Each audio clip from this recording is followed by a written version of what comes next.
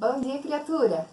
Nós já conversamos em outras oportunidades sobre a importância de uma contextualização bem feita no seu parágrafo de introdução. Você já sabe que o seu corretor tem um volume muito grande de textos para corrigir por dia.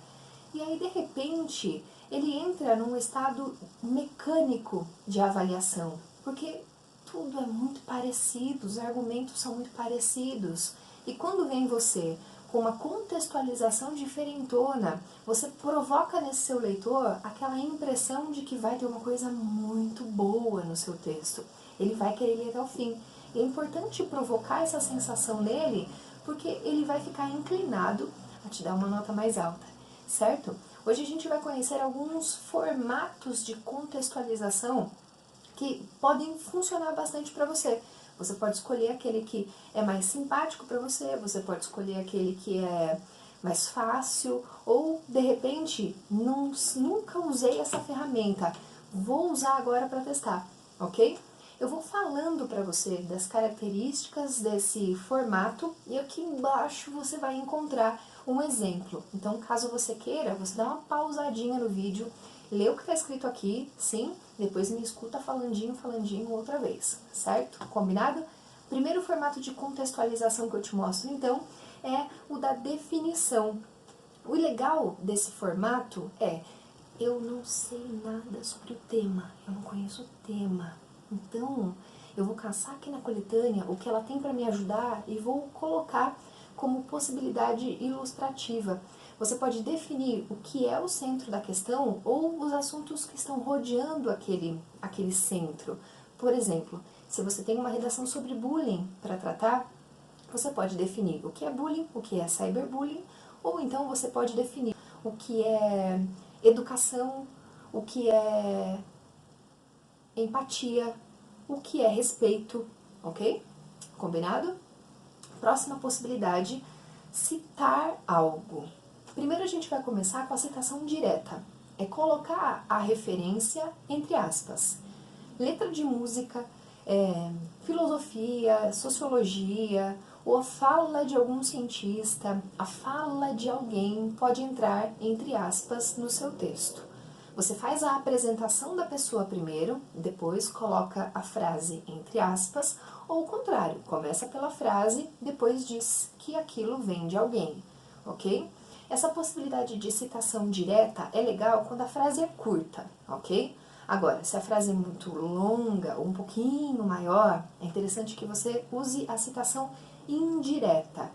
Mesmo processo. Começa falando do que a pessoa disse e na sequência apresenta esse autor, ou então apresenta o autor e já na sequência vai trazendo o que ela quis expor, o que ele quis expor naquele fragmento, ok? Feito isso, você faz uso da sua voz para apresentar o pensamento desse sujeito. Fechou? Combinadinho? O que é melhor? O que é mais interessante? Sempre a citação é indireta, porque ela economiza espaço e você já vai colocando a sua linguagem, o seu jeitão de explicar no discurso do outro. Então a chance de você entrar no assunto é maior, ok? Combinado? Mais uma possibilidade agora, usando dados da história. Como é que aconteceu no passado e por que isso fez com que hoje a gente tenha esse cenário que a gente tem? Sim. O que aconteceu no passado e que afetou o presente? Como as pessoas se comportavam e como elas se comportam hoje? Como era no passado e por que isso foi fundamental para a gente entender o presente? O que aconteceu no passado e que continua acontecendo ou que acontece de modo diferente hoje? O mais importante dessa utilização de dados da história é vem para o presente, sim? Não fica perdido lá no passado, não. E outra, não vai tão longe, não vai falar do cara das cavernas para chegar para um comportamento contemporâneo, certo? É longe demais. A chance de você se perder no meio do caminho é muito grande. Então vai para um momento pontual, depois vem para o presente. Fechou? Combinado? Mais uma possibilidade. Galera de exatas pira, olha lá. Dados estatísticos. Que delícia. Você olha para sua coletânea e encontra um monte de porcentagem. Ai, que maravilhoso, vou pirar nas porcentagens tudo. pode fazer isso, coloca porcentagens no seu parágrafo de introdução, para começar a criar um cenário drástico, ou para a pessoa começar a sentir como aquilo é relevante, como aquilo é importante, ok? Começa então com dados estatísticos, fechou? Pode usar número, data, qualquer coisa que tenha número, quer usar, pode usar, tá na coletânea, pode usar. Aqui eu já faço uma ressalva para você. Professora, é que tem um dado aqui na minha cabeça, que eu acabei de criar, e que seria tão legal para minha proposta. Posso inventar? Não, de jeito nenhum. Por que é que você não vai fazer isso? Porque o leitor da sua redação conhece a coletânea. E se ele encontrar alguma porcentagem que não esteja na coletânea ou na prova, ele vai investigar de onde é que vem. Ele vai descobrir que você está mentindo. Então, além de não servir como referência externa, vai atrapalhar, porque não existe coesão externa, sim? Então, ele vai reduzir sua nota por 2 motivos, ok? Então, não inventa dado, não. Combinado? Partindo mais um pouquinho, agora para a cena descritiva. A ideia é a seguinte, você vai usar uma construção de um cenário para que o seu leitor perceba a importância daquela reflexão, porque aquilo é ruim para a sociedade, sim? E você lança a mão de algumas expressões que podem construir uma imagem. Existe também a possibilidade de você construir um cenário de enumeração, em vez de colocar expressões que levem o leitor a uma determinada imagem, é construir uma imagem a partir das palavras que você colocar ali. Sim? Então você também pode, além de descrever um cenário, enumerar palavras para que ele sozinho construa esse cenário. Sim? Além disso, você pode narrar um fragmento para que o seu corretor participe daquilo com você.